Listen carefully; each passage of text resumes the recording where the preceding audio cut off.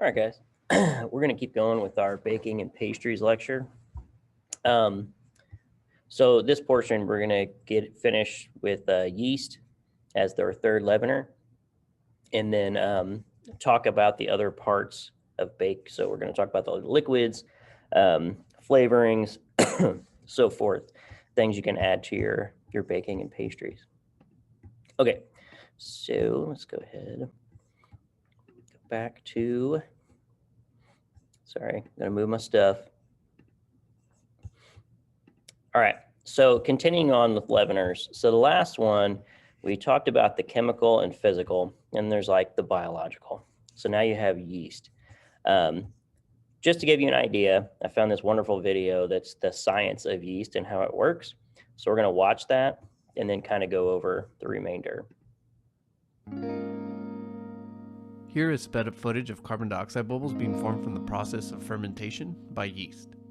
Fermentation is when an organism breaks down carbohydrates for energy in the absence of oxygen. There are millions of tiny yeast cells on this slide, consuming carbohydrates and producing carbon dioxide, which eventually forms bubbles. Yeast are a type of egg-shaped, microscopic, single-celled fungus. You most likely have experience with them when baking. When baking, you may have used a package like this when making dough.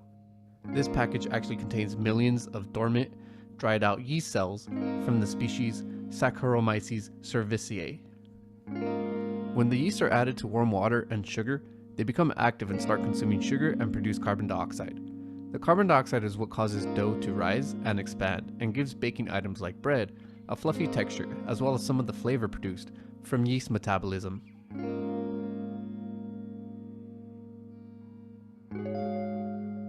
Pretty cool, huh? We can see this happen at the microscopic level as well. If we put yeast, sugar, and warm water on a slide, we can see these bubbles growing under the microscope when the video is sped up.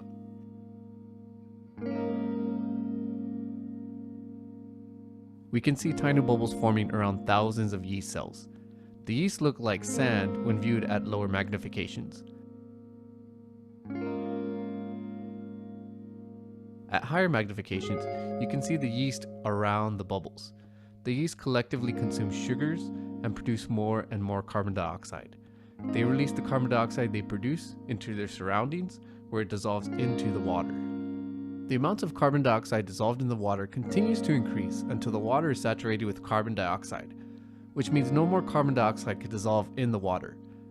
At that point, a carbon dioxide bubble can form.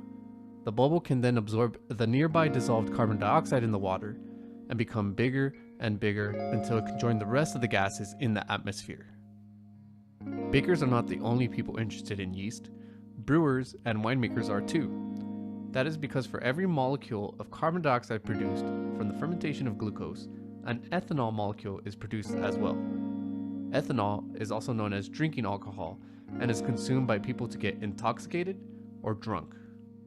So yeast like these can be used to produce alcoholic beverages like beer and wine. But during the fermentation of alcoholic products, the environment and the amount of oxygen is carefully controlled. This is because acetic acid bacteria can convert alcohol into acetic acid in the presence of oxygen. Acetic acid is the molecule responsible for the vinegar taste and smell. This means leaving a bottle of wine or beer open for a few days can result in a beer vinegar or wine vinegar if acetic acid bacteria are present. So whether it is making bread, beer, or wine, these little guys are the ones responsible for it, and their most visible action is the carbon dioxide they produce. And when viewed under a microscope, they produce beautiful images.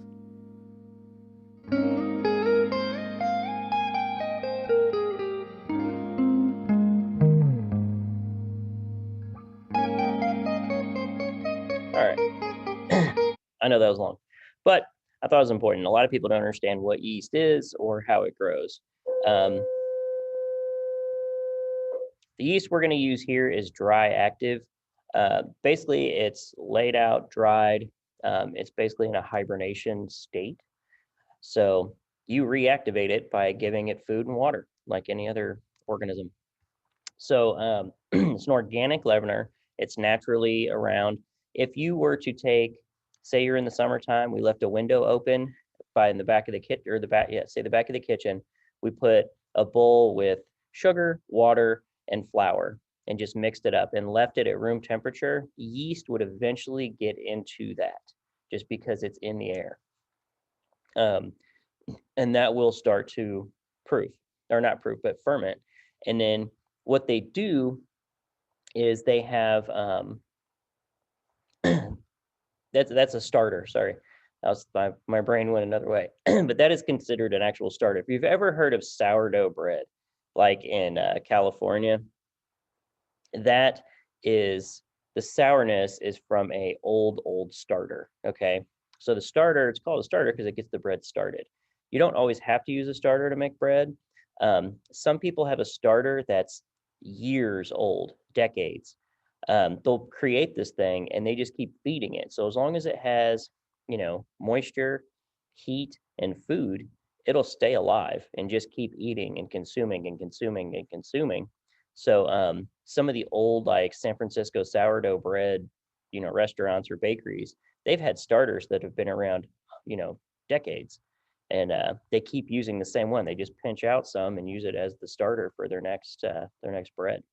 So microscopic fungus, fresh or dry, fermentation process, the yeast. You need yeast and carbohydrates and moisture, pretty much. And then the release of carbon dioxide gas makes the dough rise. So that's how yeast makes dough rise, is the release of carbon dioxide gas. This this picture down here is your fresh yeast. It's a block. This one down here is dried. I've used fresh yeast in commercial baking and at culinary school, but we've never used it. A lot of places don't use it unless you're like a professional bakery. Okay, so thickeners, another baker's ingredient. Here's just some examples. You have tapioca. These are different starches. Tapioca, cornstarch. I don't know what that one is. All-purpose flour, potato starch. Any food you can think of, rice flour, anything you think of that's starchy. That I don't know if you know like what the starchiness is, but like say you have, you get stir-fried rice. Rice is a starch. Those are your carbohydrates. Carbs, starch are the same basic concept. That's what these are. So you have flour, arrowroot, cornstarch. Eggs are a thickener because what happens to eggs when you cook them? They get hard. Gelatin. I put a picture of Jell-O down here.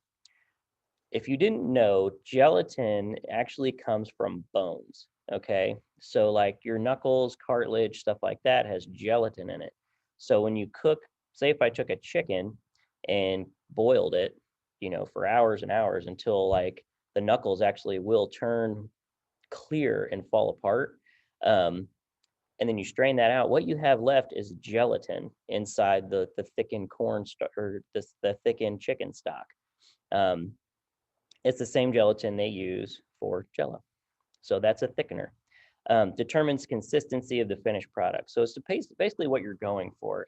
Dietary wise, people who are, lactose or not lactose intolerant, I'm sorry, as people who are celiac or gluten intolerant. Some people are allergic to rice. People are allergic to potatoes. People are allergic to all kinds of stuff. And then, so that's where one of those consistencies comes in, like what you want to use as your thickener. The second one is what mouthfeel you want, okay? So if you were to make a sauce using a basic roux with flour versus a sauce thickened with cornstarch, I can tell a difference between the two of those. And if you use tapioca starch for that as a thickener, it's a complete difference. It's a complete different texture. Mainly because all these have a different protein content as well. Okay, so second, or one of the last ones, is your flavorings. Flavorings for breads, pastries, cookies, whatever, is ridiculous. There's so much stuff out there. So this is like a whole line of extracts. This isn't like, you hear the word imitation vanilla. That is a man-made flavoring, okay? Vanilla extract is literally taking a vanilla bean and soaking it, typically in some sort of alcohol-based liquid, and drawing out the vanilla bean flavor. Okay, same thing with a lot of these things. So when you have like nut extract, stuff like that, it's the pure oils of of those flavors. So cocoa or cacao, spices, salt, nuts, extract. Spices, typically people think of these. You know, you have your cinnamon, nutmeg, mace, cloves, ginger, caraway, cardamom, allspice, anise, and poppy seed. Those are very popular ones. Ginger snap cookies, gingerbread, that kind of stuff. You can spice anything you want. Like people are mixing a lot of different flavors now. It just depends on what you want to put in your food. Salt is very important in baking. If you forget to put salt, you're going to have a completely different product of what you're looking for. It enhances flavor, improves texture, and controls yeast fermentation. That's another thing. That's one way to kill yeast too, is like if you put too much salt into something, or if the salinity of the liquid that the yeast is in is too high, it's not going to be able to produce. Extracts are your flavorful oils. So like I said, vanilla bean, lemon, Chocolate almond. is delicious. But make sure you measure these accurately, because too much extract, like if you think of vanilla extract does not taste like vanilla bean ice cream. I'm sorry. Vanilla extract is very, very strong, but in the little quantities with the right amount of sugar and other things, it tastes really good. So I just wanted to clarify that. Okay, so I'm going to play this for you. This gentleman, I've never seen it before, but I was just kind of researching. I've seen several videos of taking cocoa or cacao pods, like how they harvest them and turn it into chocolate. And this guy actually just does it at his house. And it was a pretty good video. He's in Boston. He's not like somewhere tropical, but he gets a pod and kind of explains how to do it. Nowadays, there's such a wide range of products out there. You've got your really basic chocolate like Hershey's, that I believe only has like 10% cacao in it. It's mostly sugar, binders, that kind of thing. But let's face it, it tastes kind of good. And then you've got your really nice high-end single origin chocolate brands that really take the whole process seriously, are very transparent about everything, and make some damn good chocolate. And then you've got what I'm about to make. It's not something you'd come across in your average grocery store, or any grocery store for that matter. Chocolate fresh from a cacao pod. Now, this is a cacao pod, and as you can see, they come in all sorts of colors, shapes, and sizes. What we're going for when we make chocolate is something beautifully smooth on the bottom, and we want that really nice snap. Listen. Now, about 70% of the world's cacao beans come from the Ivory Coast, Ghana, Nigeria, and Cameroon. These beauties are from Ecuador. Let's open them up. I'll start by karate chopping a couple pods.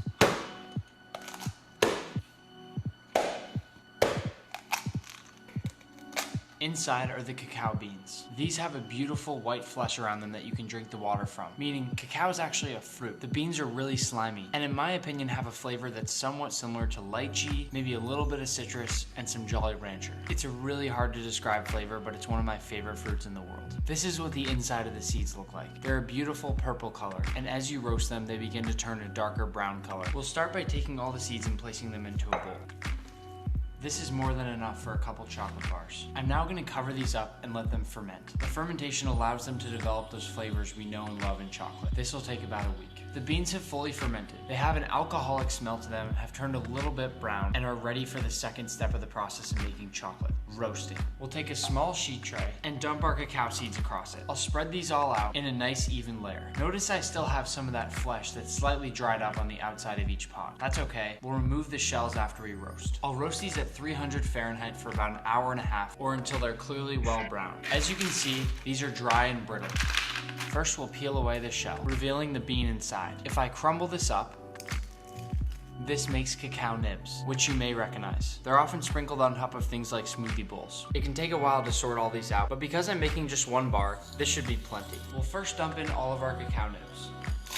I'll follow this with just a light sprinkle of sugar. That's it. This chocolate's gonna be simple, delicious, and pure. And no, it's not gonna be too bitter. Then we blend it up.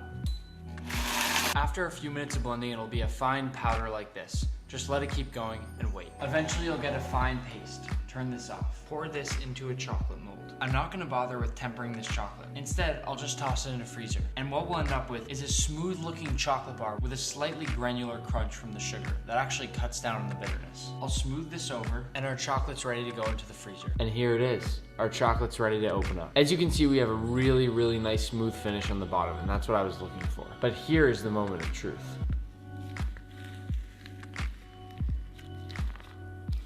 Now that right there is our very own chocolate bar. We just made chocolate from cacao. Give yourself a little pat on the back. That's beautiful. Even just going through the process by hand of what I just did and getting from this to this is fascinating to me. Obviously, it's no surprise that foods go through a variety of processes to get where they end up, at least for some products. But to actually do it and see it by hand is a totally different animal. Let's see if this passes the couple of our tests. The first thing when it comes to chocolate is sight. You want this nice, warm brown color, and I think we passed the test on that one. The second, touch. We want a smooth, silky surface, and we've nailed that. Third, sound. That's the snap test.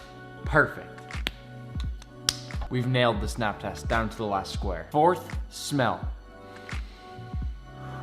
You want to feel like you're in a chocolate factory when you smell a good piece of chocolate. It should rush through your entire. Chocolate is delicious. And nowadays, there's such a wide range of products. You've got your really. You want to feel like you're in a chocolate factory when you smell a good piece of chocolate. It should rush through your entire body. That deep, rich cacao flavor that we work so hard to get, and I get it. And last but not least, hopefully you can guess this one. Taste. That is delicious. What's amazing about this chocolate is that even though we only put cacao and sugar, this has a ton of flavors on its own. The main note I think I get is vanilla. But believe me when I tell you that there are a symphony of flavors in this chocolate bar. I am really proud of the chocolate that we. All right. Pretty amazing. I mean, it was pretty simple. I've seen videos like where they go to factories in, Europe, and then just going down to South America and like the places they take these where you can get your own cacao and then blend it with the way you want it. You can add whatever you want. You go to these chocolate shops and you buy the cocoa like as is, the nibs. They'll cook them, roast them, do all that for you. Then you can add, if you want to put in so much sugar, you can put in vanilla. You can add whatever you want to it. Then they grind it into like a liquid paste for you to take home and do whatever you want with it. So it's pretty amazing stuff. Okay, so this one I'm going to throw in here. There's a couple more slides to do. So liquids, as far as liquids go for your baking of any type, you have water. Water's like one of the number one. Milk, cream, molasses, honey, vegetable oils, butter. It provides moisture, helps gluten develop properly. Like I said, water is the most common and basic. People use milk to add flavor, nutrition, and texture. So even like the lactose in there will give it a special sweetness, depending on what you're using. And then kinds of milk you use. You have fresh, whole milk, evaporated, skim milk, sweetened condensed, buttermilk, fat-free half and half, and regular half and half, or even heavy cream, whatever you want to use. As long as it's in a liquid form. There's people, you guys aren't old enough to do this, but people use beer for breads. And if you think about it, it's already got yeast in it. It's already got a starter. And then it gives a whole different type of bread's flavor. So there's just so many different things people use for baking. It's crazy. Okay, so this last video, which I'm going to show you guys one on the San Francisco yeast breads. Probably, I might do it after this. But this is a Food Insider about a bakery in New York City. So I want you guys to see this because it's pretty amazing. Like, I know how you guys just go to the store and buy bread, but to see where it comes from is a different story.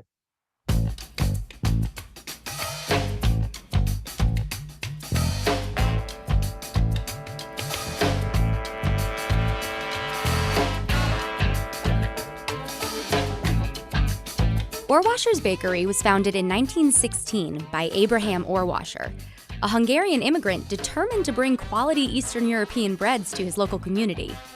Since being sold to its current owner in 2008, the business has expanded to 2 brick-and-mortar locations, plus a massive wholesale production facility, which makes bread for some of the biggest restaurants in NYC. All right, so today we're in the Bronx at Ohrwascher's giant factory. This is where they make the bread that's getting sent out to some of the biggest restaurants and supermarkets in the city, and we're gonna go get a behind-the-scenes tour to see how it's all done.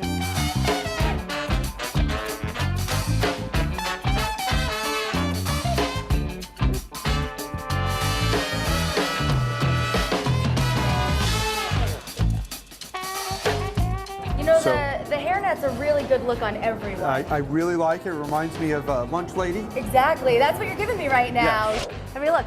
Great. So Pose, pose. You ready? Yep.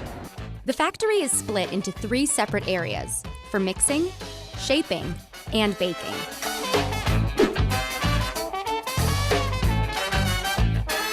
So right now you have the water, starter, and flour, and it's being incorporated. And we're shortly going to add the yeast and then the salt to it. This could make a lot of bread, a lot of dough. How many loaves do you think you'll get out of something this size? Well, I mean, right now we're mixing a couple hundred pounds, so you could essentially get probably 150 loaves.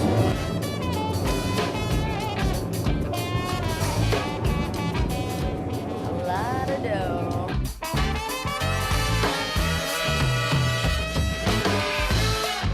Once the dough is mixed, it makes its way into the shaping room.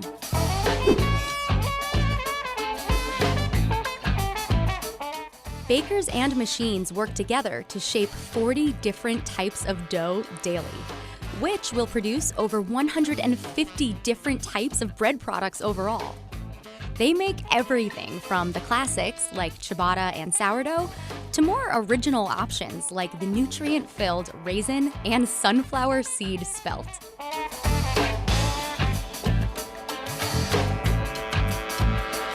Before the shaped dough is ready for the oven, it makes a pit stop to the humidity-controlled proofing room. Here you go. Whoa. Oh, it's like a sauna in here. Well, not quite. I mean, I feel like this is good for my pores, though. After proofing and fermenting for various amounts of time depending on the type of dough, everything eventually makes its final destination into the oven room. Okay, did you guys see that oven? That was like multi-level baking ovens with an elevator on it to raise it up and down.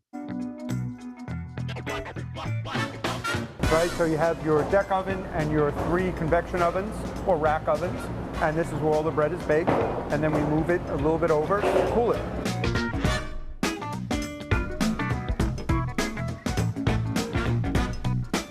The freshly baked bread is then shipped out first thing in the morning, 7 days a week. Well, all except one. How about this guy right here? Perfect. Is this mine? I can take him home with me? It's all yours. Fresh out of the oven baked bread just for me. Oh my God, that's amazing. Thank you so much. You're very welcome. Keith, this was excellent. Thank I you really very much. appreciate you taking us behind the scenes. We had a You're lot of welcome. fun.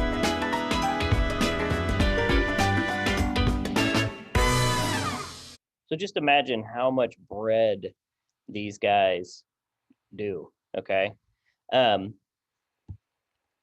Real quick, I do want to show, that's an artisan sour.